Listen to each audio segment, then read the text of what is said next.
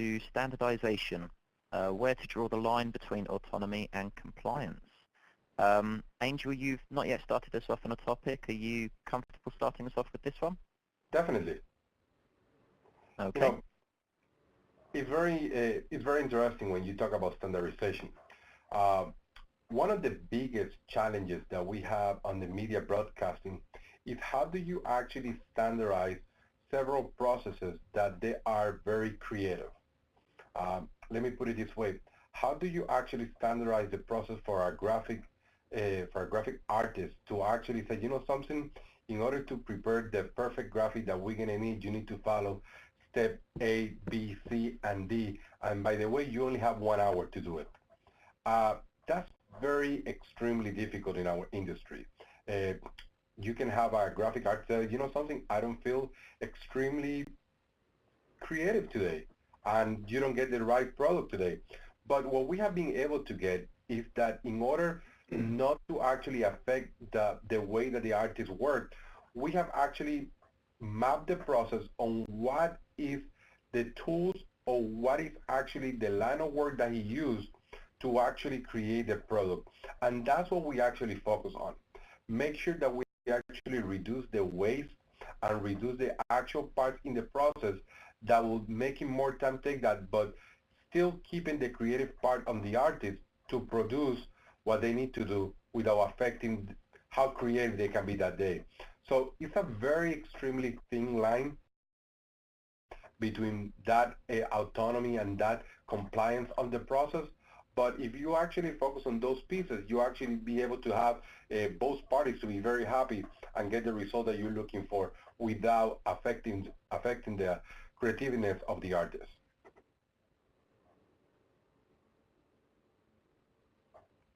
Does anybody have anything they would like to add to that?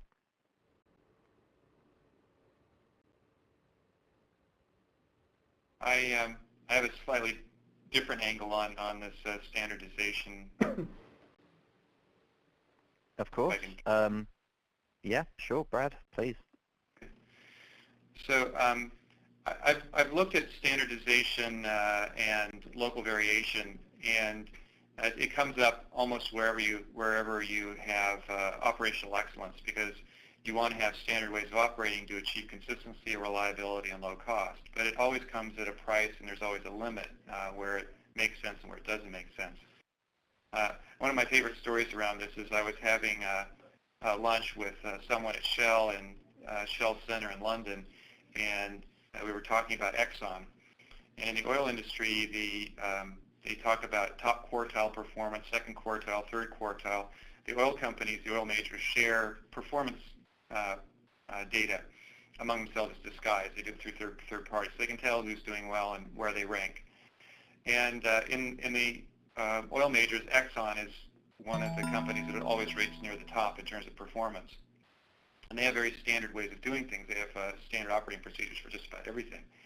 And this guy said to me, I always love this, he said, and at Shell, by the way, they have a lot of discretion to do the right thing for companies, for customers. So it's about autonomy, following standards versus autonomy to do the right thing, or compliance, following rules and regulations. And he said, I would want to own Exxon's stock, but I could never work there. So he said, essentially was saying, we need this operational excellence, we need these standards, but up to a point. And then it's also a question of what kind of people like to live in an environment where they're following rules, or they're following checklists, when they're following standard operating procedures. People, again, shifting back to healthcare, if you try and impose checklists, there's some great checklists. There's a guy named Atul Gawande who's written about checklists in healthcare. And they can be very important to washing your hands, for example, things to do with infections, so on. And yet, healthcare professionals will resist doing these things on a consistent basis. So there's a tension between autonomy, control, and standardization, where you have we want to achieve consistency, reliability, and low cost. We talked about innovation and technology earlier. I wonder whether any of you have got any thoughts as to how standardization and compliance might perhaps be, could they possibly be detrimental to innovation in process excellence? I think it can present a challenge. In my industry, when you have being a heavily regulated industry with standard operating procedures and government oversight, it's always a challenge to really understand what is it that we can and can't do. I guess compliance and regulations, they serve as a boundary, if you will, in terms of the bounds of what you can and can't do. Now, sometimes it's very discreet. Sometimes they say you have to do X and you have to do Y. But a lot of times it's more of keeping you in line and scope in terms of what you can and can't do. And the challenge we run into is we tend to overprocess. We tend to make some assumptions based on those principles as opposed to really understanding what it is that we can and can't do. So, for example, we tend to see things like if you go talk to a pharmaceutical sponsor, one of the regulations may be that we have to provide oversight, and we have to prove that we have oversight over the clinical trials that we're running. If you ask 5 different sponsors what that means, you would get 5 different answers. If you ask 5 different people within one company that's running the trial what oversight means, that you may get 5 different answers. Does that mean you have to record date timestamps of when you talk to different investigators about drug dosing? Does that mean you have to print out a document, have it signed, have a date and timestamp, put it into a special file? Is that oversight? What does that really mean? So the challenge we run into with innovation is we tend to try to overprocess as opposed to really understanding what is it that we can do, what's going to pass the regulation while also being productive in terms of what we're trying to get done. And quite frankly, that comes back to having conversations up front, if it's the FDA, if it's the EMA, if it's the regulatory authority, or if it's just your sponsor trying to understand, this is the way we understand it, this is what we're going to do, are you comfortable with that? And that's how we like to approach the subject. Otherwise, it's really hard to innovate when you make too many assumptions and you tend to overprocess based on those assumptions in a regulated environment. If I could build on what Kevin was saying, there's a distinction between can do or should do. He was talking about can do, should do, and must do.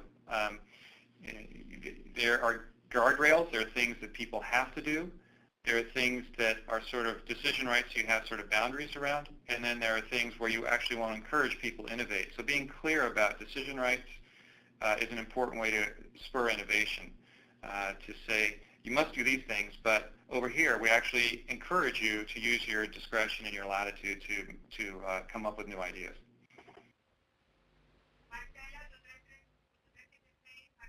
Okay.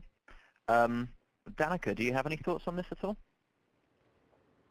I think that if you are in an environment like Kevin was talking about where it's highly regulated by some outside body, having in place an internal process that is well versed enough whenever there is a change in process, there is some governing body approval in place, whether it's a combination of people from a risk team, from a legal team, et cetera, and then some formalized process where any recommended change gets put in front of this body, and then they have a process in place where it can be turned around relatively quickly. The decision turned around relatively quickly. Thank you very much. Does anyone else have any final thoughts on this topic at all that they would like to share? No? Okay. That brings us to the end of our discussion. Thank you all for joining us. Do any of you have any final messages before we conclude? No? Okay. Well, thank you for joining us. It's been an absolute pleasure listening to you talk, and I look forward to seeing more of you in January. So I'd like to thank all of our panelists today, and I'd like to thank the audience who are watching. If you would like to hear more from today's panel, as I just alluded to, they will be present at the largest global gathering of process excellence professionals in the world this January at PEX Week Orlando. For more information on their presentations or to hear who else will be presenting, visit www.pexweek.com. And as always, for more white papers, interviews, podcasts, and more thought leadership, visit www.pexnetwork.com. Thank you very much, and goodbye.